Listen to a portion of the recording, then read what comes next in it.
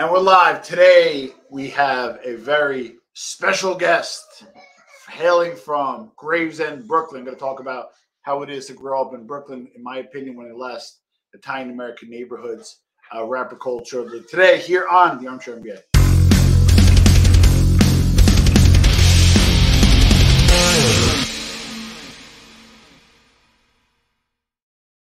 So we got a special one today. We're going to cover a lot of different stuff. Sholda, the rapper, Italian-American rapper. We're going to put links. Make sure you support him. We brought over a nice bottle of Johnny Green. No, this is not sponsored by Johnny Black, but brought over a bottle of Johnny Green. This takes 15 years to age. I believe in oak barrels even before it makes air. So we're going to have a little splash to celebrate. You don't mind the rocks, do you? No. Okay, some people are snobby and take it neat. I take it on the rocks. So a little salute before we begin. Ciao.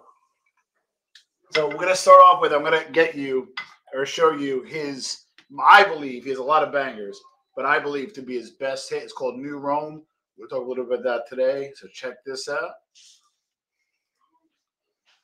All right, people are going to have to watch the rest themselves. I don't want to take away from his monetized views. So let's get down to it. All right. So that was a good stop. So Sholda hails from Brooklyn. Give us like your background, your formative years, and how it was growing up in Brooklyn, late 80s, early 90s. First of all, what's up, everybody? Very fortunate. I mean, I was just actually talking to another friend of mine who raps, and he's from Bay Ridge. And I told him, I was like, I don't think there's going to be another person like me that grew up one block from a projects in a neighborhood full of all Italians. Yeah. Like, it's not going to happen. You're not going to see that again. Those days are all gone. So I like my insight, my look on things is a view that you're not really going to get from someone that's, unless they're watching movies upon movies upon movies and trying to recreate it. But like, I kind of see myself as almost like C from Bronx Tale in a way. Like, because I didn't really go to school much. Yeah. I was just around. My brother was 9 years older than me, so I was always around on the corner, cafes, in and out of places, just being where I shouldn't be at that age, you know. And that's kind of what made me who I am today. I like that. Yeah. So for those, because we got a lot of people that are outside of New York, outside the country, actually. Yeah. So even myself, I used to hang out a lot in Lake Decker Heights. I used to go to the feast every year, Rosalia Feast.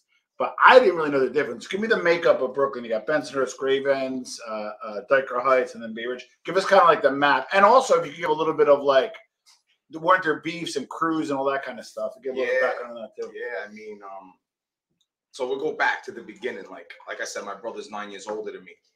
So my brother's 16, 17, right? And I'm what, 8, 9. So I'm hearing all of that. He was around, like, you know, you hear about the Bed Avenue boys and all of that. My brother was the Avenue U section. Okay. Then you had the Bay Parkway boys, the Avenue X boys, the Kings Highway boys. Like, it was mayhem. Yeah. It was mayhem, and it was rough. There was a lot of beef. In the neighborhood. And the main difference, if I would say, is just a quick way to say it. Gravesend separates Coney Island from Bensonhurst. Got it. So if you could picture griminess of Coney Island, Bensonhurst was a really good neighborhood, and we were somewhere in the middle. So you'd have a rich kid on a block and a poor kid on a block. I was the poor kid on the block. Got it. You know what I'm saying? So it was kind of like a mix. Yeah. One day, actually, I took a survey. I was in my pool hall. We were hanging out. I'm maybe like 17, and I'm looking at all my friends. It's like maybe 25 of us. Damn. And they're looking at, like, I'm away from them, and I'm looking, and I'm like, wow, we all come from broken homes. Every single one of us came from a broken home. So, you know, a lot of rappers, a lot of entertainers, they usually come from a broken home. You're looking for something, you know? Good point. So now the thing about the area, and it's well known for, even almost to this day, is a huge Cosa Nostra presence. Give us kind of like, and when you talk about it, I forget which song. I think it's in the Bensonhurst movie, which we'll talk about. You talk about a lot of these kids were jockeying essentially to get into the mob. Like, that was like kind of, they wanted to belong to something, kind of be in a gang, and then they wanted to kind of show off why they're in a gang. They were tough, so they can get noticed by one of the families. Give me kind of like your thought, and you know, how, kind of like how that transition happened to a lot of these kids. Yeah, I mean, it's like the farm team. I mean, where are they going to get them from? You know, you got the coffee shop there, the social club there. Where are they going to import help? They're going to import people? No. So they keep an eye on the young kids. They see what's going on. They see if a kid wins a fight. They see if a kid backs down. They see if a kid, you know, calls his parents or something like that. Yeah. But and they're watching, and the kids know that they're watching, you know. And it's, but the thing is, it's like what was really good about my neighborhood is we had a lot of good and bad guys, but there was a lot of tough guys on both sides. Okay. So like I was hanging out in front of the coffee shop, and then one of my friends' dad would grab me, a guy who goes to work every day. He's a worker, Italian guy. We're like, why aren't you hanging out with these guys? Like, I don't need that, you know. So I had, and I was very good at picking out role models. Who to follow? I was very good at that. I was, you know, an old guy told me once, because I was very good at learning from other people's mistakes. My brother was older than me. I love him to death. I learned from a lot of his mistakes, and I learned what not to do. And that was a good thing. There wasn't a lot of, when I was growing up, there wasn't a lot of people like, hey, why don't you come join us? That's not a real thing. How it works, you know. But like I said, I'm a little at the end of the heyday. Now, real quick, not to go ahead. The best thing that I could say, to give you a picture of how I grew up, I went to PS 95, which is in the heart of Gravesend, Avenue, Lady Moody Square. The square is an infamous neighborhood where kids hung out. As an elementary school kid, they let us out. We went to the pizzerias, no parents, no nothing. Nobody watched us. And as a kid, I never really understood why until watching all these podcasts and all these people talking about people who were running the neighborhood. Like I was a little kid. I didn't know who was running the neighborhood. You know, and people don't run around saying, hey, I run the neighborhood. Correct. You know, it's not till now with the internet that people feel so freely talking about it. But back then you didn't know. As a little kid, I didn't know. But I'm grateful that we were able to go get lunch and not worry about nobody kidnapping us, or because they would never make it out. Good point. Now, so that actually, which brings you to the next question is, you know, that area was, you know, again, you kind of had the farm teams, and then you had obviously a lot of the mobsters and stuff. What was the composition of the neighborhood? So, for example, you're, you know, 12 years old, 13 years old, 15 years old, whatever. You're in early teens and teens. Would you still hang out from the house? But like, now we were corner boy kids. Like, that's another thing I explained to my friends. Like in Brooklyn, you have corner boy kids and you got side block kids. And now the difference is the side block kids, you could run into a group of 10 Italian kids that are tough kids. They just don't want to deal with the consequences that comes with hanging underneath that street sign. Got it. You know, like I said, by the time I got to the corner, the names were established. So there was beef that was attached to that street sign that we didn't even cause. You know what I'm saying? So a lot of people didn't want to deal with that shit. They didn't want to hold it down. And that's what I kind of joke around. Like if you're on the corner, we were protecting the neighborhood. Like you weren't going to bother no old ladies. You weren't going to come here and write graffiti if you weren't looking for trouble. I mean, some of my friends were, but we were just hanging out, protecting the neighborhood. Now, what about, so obviously with a lot of the, you know, mostly informants respectfully, but are coming out with information about that era and stuff. Growing up, what did you know about like the Bath Avenue crew? I had a couple of run-ins with them as a little kid. Okay. Yeah, crazy. Like I said, my brothers from Avenue, as a young kid, you know, they were like everything to me. You know, they weren't scared of nobody. And Dyka, you mentioned Dyka. Dyka had a football league. And which was really crazy because my brother would bring me there. And as we were driving there, his friends would be like, oh, we fought these kids last night. We fought these kids last night. And then it was Sunday morning. Everyone would meet up, hungover, to play football against each other. And every avenue had a team. And the championship game, it was Avenue versus Bath Avenue. And Avenue, you know, my brother's friends were a little nervous. And as a little kid, I'm looking up at them and I'm like, who the hell are these kids that you're scared of? Because you shouldn't be scared of anybody. You guys are like superheroes to me. Like, you know what I'm saying? And then they came with like 100 kids, all wearing Raider jerseys, all dressed in black, skull flags, you know. And I remember the huddle. I remember my brother and his friends saying like, yo, we got to win this game. You know, we don't want to lose, but we got to keep it close because we don't want, you know, God forbid, you know. And shit went down that day, but we won. And they wound up beating up one of their friends. I remember one of their friends. That's when I realized like this, like, all right, if you're going to say you're part of this, you're part of this. Correct. Like one of their kids got hurt on the sideline and stood on our sideline. And after the game, they beat him up and took the jersey back. Jesus. Like that was just, just to show was. you like how crazy these kids were. Like, it All wasn't. Right. Yeah. So you bring a good point. So you obviously, and God bless, luckily you're not coming here saying to me I was into life and did this whole thing. And no, you actually followed the straight and narrow. You're a good guy. We'll get into the rapping in a second. Give us kind of, was it a fork in the road where you just you picked the right path, thank God, or was it you were always kind of on the right path and you always kind of kept the bad stuff at bay? No, I grew up a street kid, and as a street kid, what do you want to be? Yeah. I wanted to be a quarterback, and then once I realized I was too short for that, you know what I'm saying? So when you're in that neighborhood, it is an option. And I can remember clearly me sitting in a car with my friend, and I'm no joke. I was at a stop sign, and I said to him, I was like, bro, really? I was like, we move forward. You're either going to kill me or I'm going to kill you, or you're going to rat on me or I'm going to rat on you. Wow. How many guys actually go through this to the end and don't stab each other in the back? My brother, it's funny because that's just the way I am too, because my brother would get mad at me a lot. Like if he found out that I had a beef with somebody, oh, why didn't you tell me? I was never someone to want to call somebody. Yeah. If I can't handle on my own, I leave it at that. Because what am I going to do? Call someone, they get shot, they get stabbed. I live with that. I never wanted to live with that. So yeah.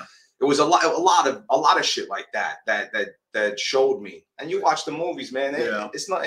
Listen, that's why it is the way it is, and so many people are, because they're not true with themselves. Back in the day, the guys had no choice. Yeah. These were people that they were tight. They didn't meet them and say, hey, let's start something. And then it went bad, and they said, I don't even know this guy. Correct. You know what I'm saying? So it's like, what are you really doing? So I'm realistic. I think about things in the future. I think years in advance. Smart. And I don't think for today. Now, you were a little young, but I would like to get a feel for, like, especially in Brooklyn, when it kind of has different milestones. Like when Sammy rolled in like 90, 91, 91-ish. I don't know about that. No, I'm just saying, like, it was you were young, and then over time. But I did go to Plaza Suite, and I remember hearing, they reopened that. When I was a teen, they reopened that for like one weekend. They were like, Sammy had this place, Yeah. But you hear the names. I mean, and they killed the former owner. I heard that on YouTube. I didn't hear that in the neighborhood. I heard that on YouTube. Well, the guy allegedly pulled out a machine gun on him. That's another story. So we're not gonna, him and I have an agreement. We're not gonna talk about like that kind of stuff. But what I was trying to get a feel for, as you pick the right path.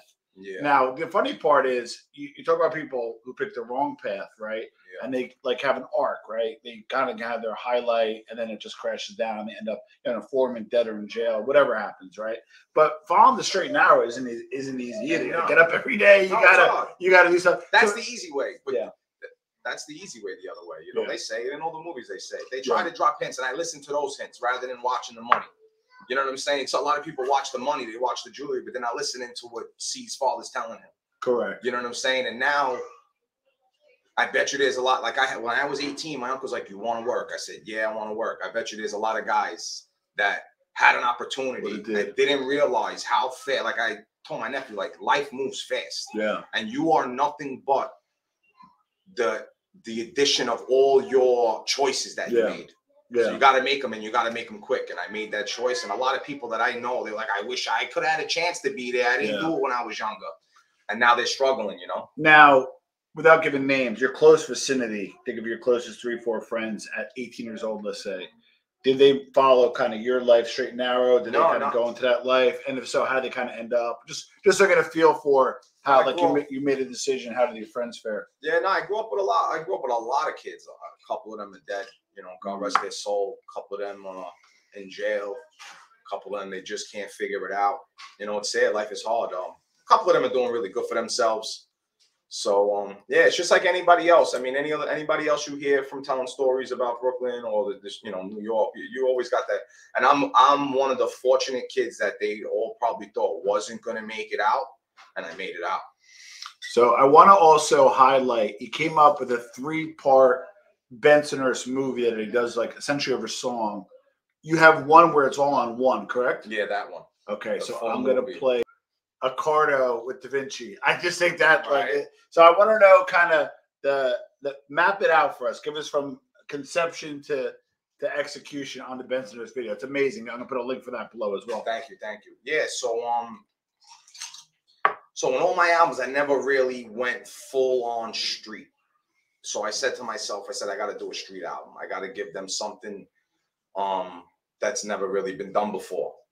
So Willie, who's an older guy from my neighborhood, you know, he looked out for me. He put my song in his movie. I remember him filming as a kid. What movie was that?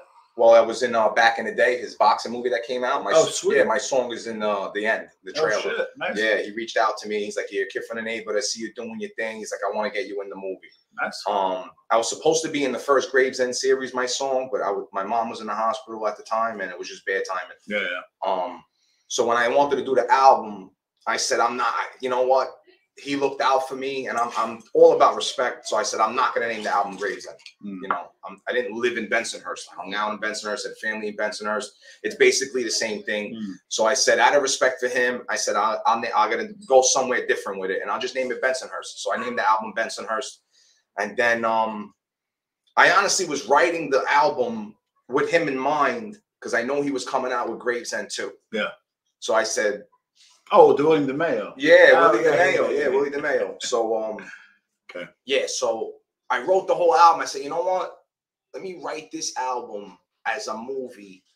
As a kid from the neighborhood would have made a rap album back then. They weren't rapping about that back then. You know, they really weren't. I mean, there were some kids. Don't get me wrong. No disrespect. There were kids there doing it. I said, but since I'm doing it at the level I'm doing it, the attention that I'm getting, I said, I really got to put the neighborhood on. And that's what I did. So when I wrote everything like a movie. I wrote every song with a story, so that when I could film it as a movie. And I filmed that all in one day. I filmed 5 videos in one day. Yeah, the kid that shot my movie, Pal Production, he said, I've never worked with anybody like that in my life. He goes, in one day, straight through, I had it all planned out where we filmed it all in one day. And that's it. Yeah, and it's been awesome. The response has been awesome. So why'd you get into rap? Because I got to be honest, handful at best Italian rappers, let alone Italian rappers that made it. So why did you even get into it to begin with? And that's the reason why I never really did the whole Italian street thing, is because I realized that they didn't go nowhere when they did it. Yeah. So if you go back and you look at all my albums, that's not the image I'm trying to create. Because nobody wants to see Italian kids rap about that stuff, because everybody else already did it. You know what I'm saying? And very few people could get away with repping their nationality. Like Big Pun is really the only person, because Puerto Ricans are amazing when it comes to support. Like, and then if you look at also like rapping about Italian stuff, like Raekwon and they all do it, and they do it very well. So that's why. But that's why I think people feel me, because they know it's real and authentic. Okay. You know what I'm saying? But rap really, it's really what saved me. Like my brother was really big with music. Like, and I made a TikTok about it, because like it was like all week was hip hop, and then when it was the weekend, he put on freestyle music because he knew it was the girls, that's what they like. So I learned, you know, what the music is for. But my brother got me into hip hop, you know, hanging out on my corner. This is a good. Wait, you didn't pick up on the cups. I brought out the Cristalina cups. These are the ones that when you got the Cristalina in your house that has all the dishes that you're not supposed to touch, only comes out like once a year. Oh, they never come out. That's a secret. Yeah, no. But maybe come out for, you know, Christmas and stuff. Since he brought over a nice bottle, I brought out the and these are actually real gold. So nice. Real gold. Right, good. I'll try to put this in my pocket, man. And they actually have like a modern day Cristalina that I took it from. These are not in the cabinets. All right, so that same corner that my brother hung out in is the corner that I started hanging out in, right? And when I was a teenager, something really crazy happened. Like these 3 brothers came and moved to my neighborhood. 2 brothers came and moved to my neighborhood. And we were all about fighting and sports in my neighborhood. Football, hockey, all of that. But these kids were into breakdancing and skateboarding. So like they brought something different. So I started hanging out with them, and then their cousin came over. Now their cousin is John Calandra. Oh, Jimmy's brother. It's Jimmy's brother. Wow. I never met Jimmy. I don't know Jimmy, none of that. But his brother is basically the one that kind of saved our lives. Because like you said, and why didn't I go that way? Because when all my friends when all my friends were doing that, we started practicing how to break dance. So like there's 20 of us on a corner, and who's going to do? Oh, yo, we're going to, and we're like, nah, we're practicing. Yeah. Like we're practicing, because like That's what we did, you know. And after a while, I wasn't that good at breakdancing, so I started rapping. But his brother kind of saved my life, if you know. Wow. And big up to them, because they never mentioned their brother's name. They never mentioned anything about that at all. Like, I found this all out like everybody else, you know. Yeah, it's always interesting because I didn't hang out in Brooklyn at Tom, but and he's JC, so like I call him Jesus Christ because he like saved our lives in a way. Yeah, it's like my joke, inside joke. Well, so shout out to John Calandra. So so I would be in like Decker Heights in the '90s, and you would meet like a lot of different people, right? Just a whole bunch of different people, and obviously people don't walk around with fucking signs on their head, right? Yeah. But that is well, yeah. But as you get older. As you get older and you listen who got pinched or who's here or who's there, and then like things come up, you're like, holy shit, like that like him and I broke bread, or him and I had drinks, or him and I did whatever. So there's always a weird dichotomy of like kind of like you just, and even though you have an idea of who they are, you know who they are, but you never think they would get caught. It's just kind of one of those things. Yeah, that's one thing my brother told me too that actually saved my life. My brother said, he told me a story about a guy who tried to change his life, and 20 years later, the feds came knocking, and that scared the shit out of me. Yeah, that scared, because that means you're never really out of it. All right, so I got to ask you some Brooklyn questions. Best pizza. I knew that was going to be the first. I need to know. I fucking knew that was going to be the first. I'm fat. Question. I need to know. That's hysterical. All right, going now or growing up? Both, then and now. All right, growing up, I would say Chichio's. Okay. Because I didn't know about the Fara yet. Yeah. So I would say Chichio's was my favorite. Pita Pizza. I don't know if you know Brooklyn Square. Rest in peace, Dominic. Dominic's the best. F. Barstool. You really should have ranked him #1. I'll never forget that. He did rank him high, though. No, that was disrespect. Nobody makes better pizza than Dom. That he was Can I curse? Yeah. He's a jerk off for that, for not putting him #1, especially since both of his pies have the highest ranking on the app. So I don't even know what he was doing with that. I'm sorry, you touched the nerve, bro. I know Dominic personally. All right. So old and new. All right. And I grew up around the block from L&B. My family owns Lenny's. But I'm gonna go Chichio's. But you have a relationship to the people that own Lenny's? Josephine's my cousin. Oh shit! My mother, my father.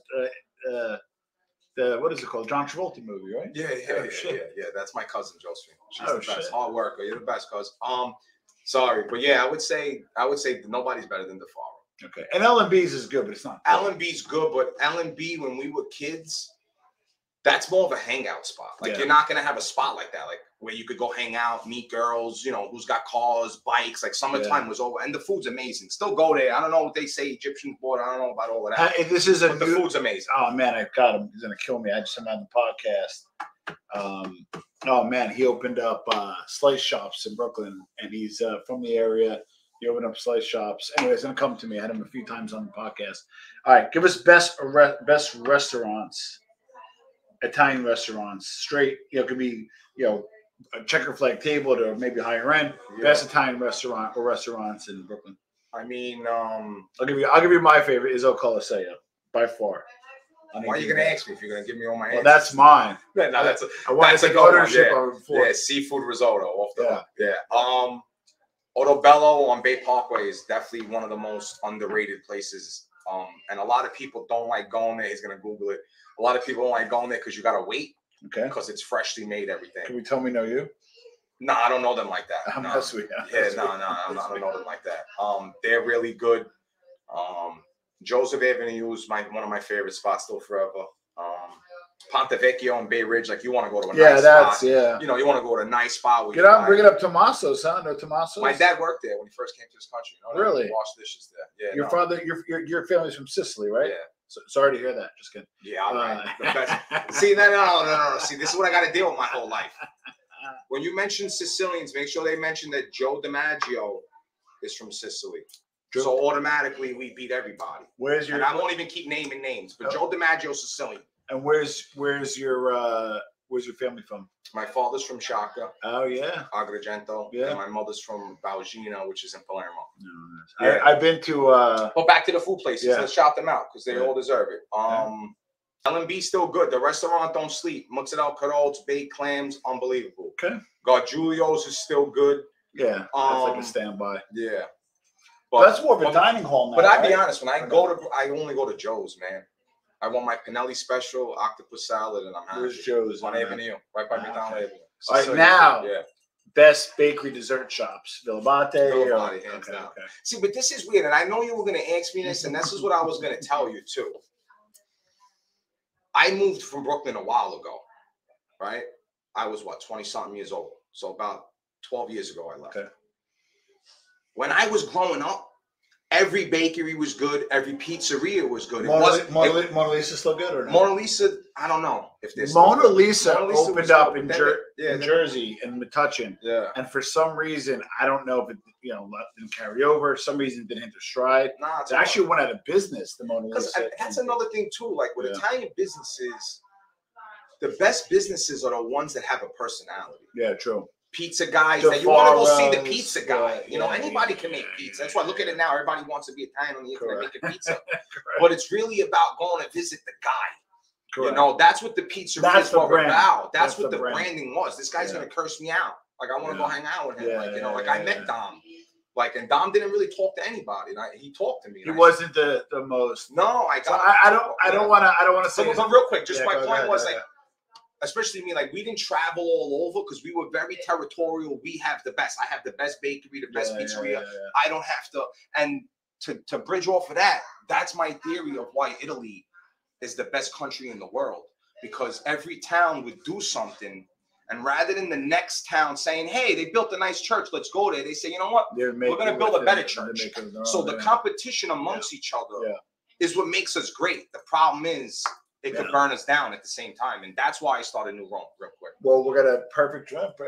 I kid us some media training because we're going through a transition that I already had set up. Yeah. But we'll get there in a second. Best bagels, and then we'll go to... I used to go to Cropsey. I don't know if they're still good, but I used to go to Cropsey bagel, toasted bagel, cream cheese, and 2 slices of ham. All right. So now I want to talk about, which fascinates me. Give us the whole New Rome concept. All right. So... as a kid, I was hanging out in the corner. All Italian kids. Yeah. You can guess everyone went home and watched The Godfather and Bronx Tale and Goodfellas and all of that. And I really wasn't into those movies as a kid. Okay. I hated The Godfather as a kid. Yeah, I didn't like it because even as a kid, I didn't like Italian people killing each other. Okay. To me, that's a sign of weakness. Fighting amongst each other is weakness, especially when we have others that are attacking us, insulting us. And that's what I drew my stance on. Because even as a young kid, I told my brother, I said, and he's like, why do you even think like this as a kid? I'm like, we're fighting with kids from other neighborhoods because they have different street signs. I bet you our uncles are in the same social clubs. Correct. They come from the same towns. What are we fighting with each other? Yeah, good point. Short-sightedness on many people. Yeah, on the whole neighborhood. Can you imagine if there was a kid like me preaching unity back in the 90s in Brooklyn rather than everybody killing each other? And so that's what it was. My uncle threw me up on the movie 300 Spartans, that movie that came out. As a young kid, my uncle's like, why don't you watch this movie? Yeah. And I just fell in love with the ancients. This is our block. Yeah. No one could do nothing. Yeah. And that's it. The Battle of Theopolis. Yeah. So and when I started rapping, I started looking into the Roman history. I wasn't a good reader as a kid. Yeah. I didn't pay attention. Any era in Roman history or Caesar. Caesar specifically. Okay. Yeah, Caesar's his whole thing, man. He was just something else. That guy. Yeah. That guy was just. Well, he had balls to repatriate the troops and march on Rome. Yeah. Which I think was balls, but also wind up getting them murked. But nah, that's not what got him murked. What got him murked was you don't want to get into that stuff. I could really get into that because he had a baby with Cleopatra, and that wasn't the right move for him. But so that's it wasn't Mark Antony's. No, that was Caesar's kid. 100%. That's why they hit him. Yeah. And I got songs about that too. How if you want to get into religion and stuff, I found out some crazy stuff. Nice. But we'll leave that alone. So like I said, so I start rapping. So what are you rapping about? You're rapping about the streets. You're rapping about stuff. So little by little, I was incorporating, Rome and Caesar. I'm the new Caesar. Blah blah blah. And 20 years later, I said to myself, I'm gonna be 40 years old. Yeah. What am I rapping about? What am I going to rap about? A lifestyle that I don't live or whatever. So I said, let me rebrand my stuff. Let me create a new label because I was Corner Boy Records, Corner Boy Music. And then I said, I'm older now. And listening to Nas growing up, I didn't like Nas growing up because all he talked about was empowering his own people. Yeah. And it bothered me because Yeah. I'm not your own people. Yeah, yeah. But now that I'm older, I'm like, wow, like The message, he did well, like what I want to do, and now I see the resemblance. And it's like all these guys, all these other Italian rappers, they want to be Biggie and Pac. I want to be Nas. I want to be a street kid that grew up in the street. He had the chance to make some bad decisions, but he's gonna tell you why he didn't and what is your possibility. We're more than Gotti. We're more than Gravano. We're Da Vinci. We're Galileo. We're all these great. We built the world. Hold on, but do you think it hurts you in a way? Because I'm wearing my kind of marketing branding hat, and if you were a client of mine, I'd be like, you know what? What's your hook? Oh man, I was in the mob, then I became a rapper, or you know what? I did 10 years, and like you always need some hook, right? The fact that you're actually normal. And the fact that you're actually a good person. I'm not normal. But no, what I'm saying is you are a good, honest person, right? Which as you get older becomes an attribute, right? Yeah. And let's be honest, half these rappers are full of shit. Right? Them, But what I'm getting at is you're trying to send a positive message, right? Yeah. Unfortunately, without it being boring. Correct. Unfortunately, historically, the market doesn't take that well because they almost want to be lied to. They almost want to be bullshitted. That's why you throw that one line out there, like, you know, getting top from your wife. Like, you know what I'm saying? You gotta mix it in. You know, the same thing with that wasn't very nice. Yeah, no, not, you know what I'm saying? But like Bronx Tale, like these movies are gangster movies, but there's gems in there. And I don't write for the casual listener. I'm writing for the people that are all gonna listen to the gems. They're gonna find them in there. Like in one of my songs, I say you can make pizza and be gangster. Okay, now, you know, what does a new Rome look like? Walk us through the iterations. New Rome is Italian people supporting each other. Whether it's, you know, like before the internet even happened, like I wanted to start a thing where, like, you know, an Italian pizzeria, if you hire a certain amount of Italian people, you get a placard on your window. So now we know we're coming in there, like, and it's not just you're an Italian guy looking to make money for yourself. There's little kids that need jobs, and that's why those kids all went in those bad lives. Because I say to myself, if I'm in the 70s and I'm a boss, I buy a building, and instead of making my kid hustle and do this bad stuff, all right, you become the plumber, you're the electrician, you're my painter. Like, you know, and you could build an empire and still control a neighborhood without violence and crime and still support your own. And and that's what, and now it's like, and to add to that, it's like, the old timers, when they left Italy, they moved to Brooklyn where all their paisans were. Correct. Everyone left Brooklyn and they went to Jersey and they're all scattered. Correct. It's like we don't even want to be around each other no more. So that's why I said New Rome is a way for me to unite Italian kids and unite Italian artists. Like most of my producers are Italian. Yeah. You know, I try to deal with Italian kids. One of your producers was Salinas. He's actually from Italy. Highlighted on Italian television. Yeah, he was pretty cool. Yeah, he shouted me out. Who is he? Give us a shout. Johnson, he's a producer from Italy.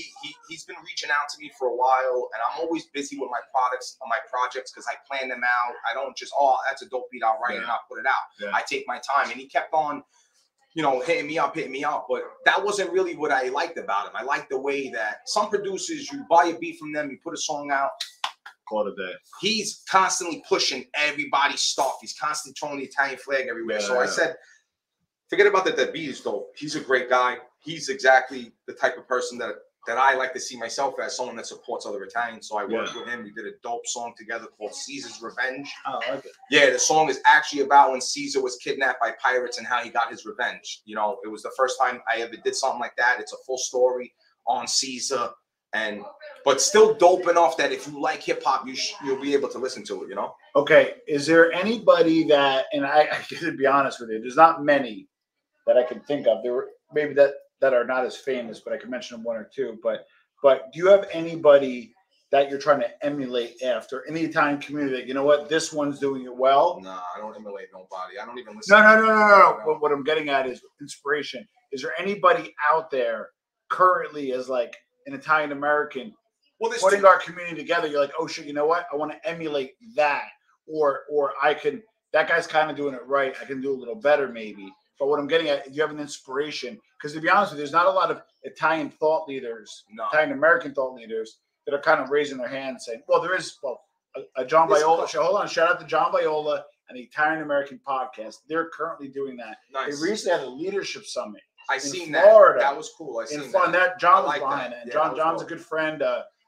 Yeah, there's a lot of them. You know, growing up, not growing up, what's it called? Hardcore Italians. I like that kid out of Chicago. Yeah, he sent me a shirt back in the day. You wore the shirt for the video. Snake's video. Yeah. My only problem with these pages and all of them, and I'm gonna tell them. This is the time to talk about it. They never ever bring up anything that has to do with the Italian community. Okay. Like, Italy was being flooded with migrants. They were all silent. So many things have happened, and they're just silent on it. Yeah. They're just silent on it, and that's the only thing that bothers me. Like, you have a platform, yeah, great. But you should use it to help us out too in some type of way, not just profit off of eating pizza. Well, there was another guy that you guys got to check out, Pat O'Boyle. He's Italian as well. The guy is a human encyclopedia. Yeah, I met him, and real quick, Little Mo does good for the okay. Like Little when I told you about the pizzerias like a long time ago, that was my idea. I wanted to start AIR. American Italian Renaissance, and that's what I wanted to do. I wanted to put stickers on businesses that had Italians working there to show people when they walk by, this is not a regular pizzeria. This actually is an Italian family that makes pizza, you know. And I don't even have to do that because he is amazing, and nobody's better. Nobody could do it better than him. So I don't want to emulate anybody. I like to see people doing things, and he's one guy that is doing it the right way. Well, there's a lot of divisions still, and I'll give you a quick example from today. Okay. So Pat O'Boyle was part of that leadership summit, and the guy is a genius. I met him once, and all I said was, and I'm say a relative of mine, I'm not going to say who it is, was from Calabria, and I said the town. Okay. And he pretty much deduced the mother and father's last name to me without even asking. He's that like, so they're from this town. They probably moved to here. Here's the two prominent names from the town. Here you go. The guy's a lawyer, human encyclopedia, right? The guy knows his stuff, right? So all I did was I commented because he let a good statement out. He goes, the problem with Italy today is in decline. Here's why. He goes, there are people that work at hotels and tourists. He goes, Italy used to be the center for fashion, design, cars, all these different things. But Italy, because it kind of like regressed, is not the culture it used to be that was predominant in the world, right? I'm talking about Italy proper. So I'll put a link to that too. He put a whole kind of diatribe about that, which I didn't disagree with. All I said was, what do you think about Prime Minister Meloni? Is she going to kind of help this or continue the decline? I got lambasted just for asking that. There's a lot of people who don't like that's why a lot of people don't like Meloni. Now, I'm not my family hates her. She's an Italian citizen. She has a house in Rome. She hates Meloni. She's welcome to dislike her. I personally like some of her policies. We could talk about that at another time. But what I'm saying is there's so many divisions in the Italian American community that it's almost hard to kind of assimilate and unify. Because they kill and they bastardize all our leaders. Yeah. What was Mussolini? Mussolini, listen to the song they sing the national anthem at the soccer games. Do people even listen to that song? Italy's full of a lot of people that are scared to defend their own country. That's what that song is about. I broke down the lyrics, I read them in English. The song is the French. They bother us. Yeah. They all make fun of us when we're divided, but when we stick together. You mentioned Poland. Poland's not an enemy. No, it's not an enemy, but I think Poland is mentioned in the. No, it's not. It's definitely France. No, not as an enemy. France and Spain. No, not as an enemy. For some reason, I think Poland is mentioned in the Italian national anthem. Let me confirm that. Because Garibaldi helped unite Poland the same way he helped unite Italy. So maybe that's why. And he also went to Argentina too. Maybe should, huh? And he was also going to help Lincoln, but Lincoln didn't want to free the slaves immediately, so Garibaldi didn't go. Yeah, the Poland mentions Italy and Italy mentions Poland for the reason why they helped each other. Yeah, interesting. Unify the countries. I know my stuff. I study this stuff, and that's the thing that bothers me. In Italy, like, they got pictures of Maradona all over Naples. Yeah, well, the guy was not a good guy. Just because he was a good athlete doesn't make him a good guy. But yet I did a song with an Italian kid, and I mentioned Mussolini, and he told me you have to take his name off the song. We are not allowed to mention that. So you're not allowed to. And my thing is this: it's taboo. Hold on, real quick. It has nothing to do with hatred for anybody else. I'm not condemning. I'm not. I mean, I'm not agreeing with anything he did as far as towards anybody else. I was going to say. I'm talking about a message about bringing your own people together. Everybody has it. Every community has it. Every community has an activist. Italian people are the only ones too scared to defend their activists. They're too scared to defend anyone that sticks up for them. Okay. And it's really crazy. I'm with you. I'm with you on the message. I'm with you pretty much on everything. The area I got to give pushback is I don't know if I can highlight Mussolini as a poster child for that. I'm being honest. No, or how he did it. See, the purpose I brought him up is the national anthem that the jersey you're wearing. They sing that so loud. The whole he wrote the lyrics. I get it. It's his song. I get it. All that other stuff is extra. I don't know. We don't know what goes on behind closed doors. Yeah. My goal is to support Italians and let Italian people know, don't be scared to support your own, because everybody else does it. Every other community does it. We're just the only ones. You have black artists that support Malcolm X. You know, they support Farrakhan. Yeah. And there's no pushback. And if there is, they're like, I don't care. He's my guy. Like Italian people, oh, no. That's why there's so many rats now, too, because everybody's just afraid to stand on something. They're afraid to just defend their own. And I think that's what New Rome is about. It's about telling people that, there's a time to joke around, but there's a time to defend your own. I'm feeling another episode because we're going to have some good talks on this, because this is an expanding conversation. One that I love to have. There's no. I'm not afraid to. Number one, I agree with some of the things you say. Number two, I disagree with some things you're saying. But number three is I will fight to death for your right to say it. That comes from Voltaire. So I agree with you have the ability to share your opinion. This is and the same people that don't like that lady in Italy is the same people that support Biden in this country. Oh, now because that's what it is. That's what it is. One person is about their sovereignty, their country, Trump, and that side, and the other side's the left, where it's like, let everybody do whatever they want, and that's not okay.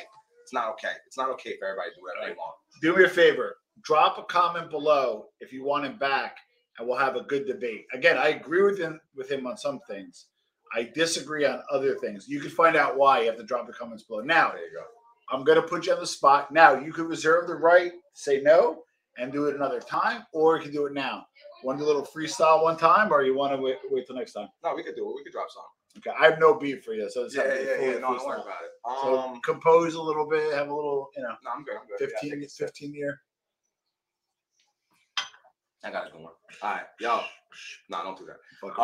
Fuck with it. I said, I'm the king round here. No, this throne isn't vacant. Even if I make a move, bitches know not to take it, because their bones, I could break it. They write a lot of tough shit, but I could tell by your tone they be faking. Amazing, a new Rome that arose at a Gravesend. Keep hating. I swing a hammer like I'm Thor. It's the nail in the coffin, the king of grammar, yes for sure. Grimy, but you find me in velour. Pure was the siren sound for war. New Rome is at your dawn. I'm the main round here, like a lion when he roars. Touch my mic, you enticing me to put iron in your jaw. Holy field, golden shield, fire for the fours. Whores that I'm working with ain't coming from applause. I'm a hustler, I cut them and I supply them all the gauze. What runs in my veins, they jealous of the goal. I'm always ready for war. From a rugged terrain, from under my name, it scorched earth, nothing remains. See, I was raised by bosses, taught not to talk shit. That's why you hear me rapping about swords and horses. Matter of fact, I'll translate so you know where I'm hacking at. If I say a chariot, it's really a Cadillac. My baseball bat, I call that a battle axe. You get your head wrapped like you traveled on camelback. Nimrod tried to hit God in the tower crack. The cloud of smoke don't compare to my habitat. See, I was born to bring Rome back. If I say I got a sword, that's a big chrome gat. Here to leave my mark like Anthony, proving how really is. When I grip a blade sharp like pyramids, drip slow.